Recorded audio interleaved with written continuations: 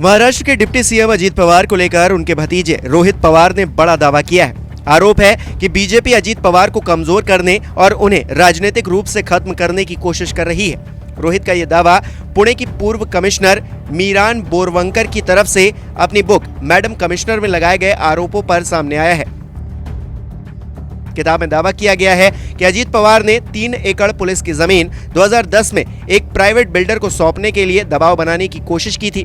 हालांकि अजीत पवार ने इन आरोपों से इनकार किया है, लेकिन रोहित ने बीजेपी की चुप्पी पर सवाल खड़े किए हैं। रोहित पवार का कहना है, अजीत पवार पर गंभीर आरोप लगाए गए हैं। उन्होंने उन आरोपों का जवाब भी दिया है, लेकिन बीजेपी ने चुप्पी साध रखी है।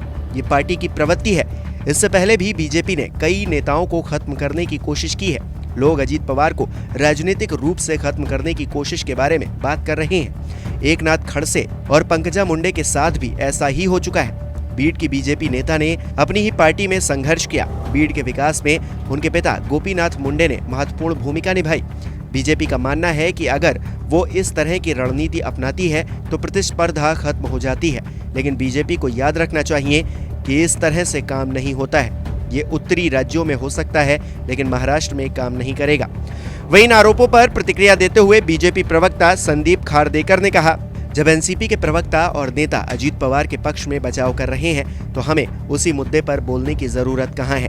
अजीत पवार ने खुद इस परियोजना के बारे में विस्तार से बात की है और स्पष्ट रूप से कहा है कि परियोजना में कोई भ्रष्टाचार नहीं है। हम भी मानते हैं कि अजीत पवार बेदाग हैं, डील नहीं हो पाई। इस प्रोजेक्ट को राज्य सरकार ने ही रद्द कर दिया था। परियोजना रद्द कर दी गई क्योंकि जिस निजी कंपनी को कॉन्ट्रैक्ट मिलना था उसे ईडी के केस का सामना करना पड़ा। इसलिए न तो अजीत पवार और न ही राज्य सरकार गलत है।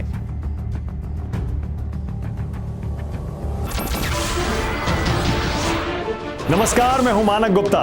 अगर आपको हमारा ये वीडियो पसंद आया हो तो इसे लाइक और शेयर जरूर करें, और हाँ, हमें सब्सक्राइब और फॉलो करना ना भूलें ताकि आप देश और दुनिया की कोई खबर मिस ना करें।